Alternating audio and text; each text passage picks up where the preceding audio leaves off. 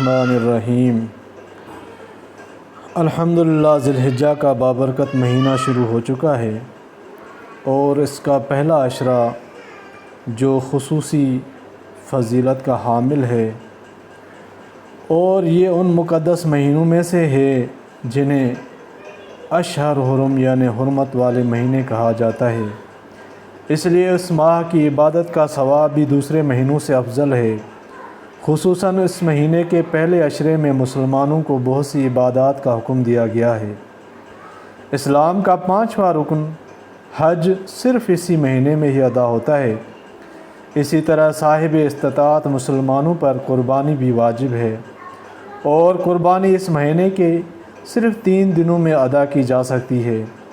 علاوہ ازیں ذی الحجہ کے مہینے میں مسلمان مختلف شرعی احکامات پر بھی عمل کرتے ہیں، یعنی عید الاضحیٰ، تکبیرات تشریق، یوم عرفہ کا روزہ جو 9 ذی الحجہ ہوتا ہے۔ جس شخص نے قربانی کرنی ہو اس کا بال اور ناخن نہ کٹوانا، اس ماہ کی 10ویں، 11ویں، 12ویں اور 13ویں تاریخ کو روزہ نہ رکھنا، کیونکہ سال بھر میں حق تعالیٰ کی طرف سے 5 دن ممنوع ہیں کہ ان میں روزہ نہ رکھا جائے۔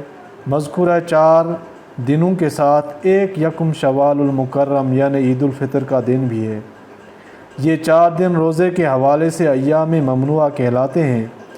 ان دنوں روزہ رکھنے والے کو ثواب کے بجائے گناہ ملے گا۔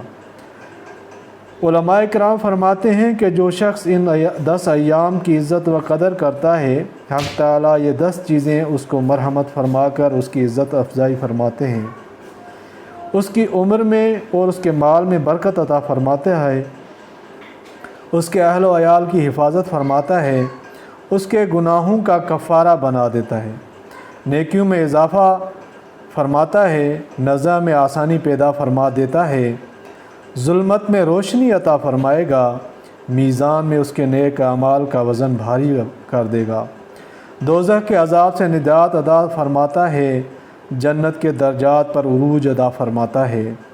جس نے عشرے میں کسی مسکین کو کچھ خیرات دی، اس نے گویا انبیاء کرام علیہم السلام کی سنت پر عمل کیا۔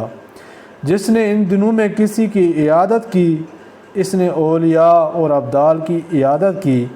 جو کسی مسلمان کے جنازے کے ساتھ گیا، گویا اس نے شہیدوں کے جنازے میں شرکت کی۔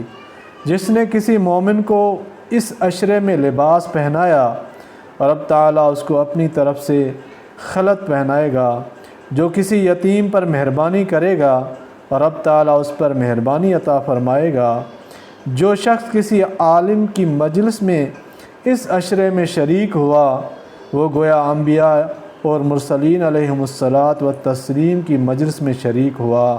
بحوالہ غنیت الطالبین، یہ جو چیزیں بیان میں کر رہا ہوں، یہ اس کا حوالہ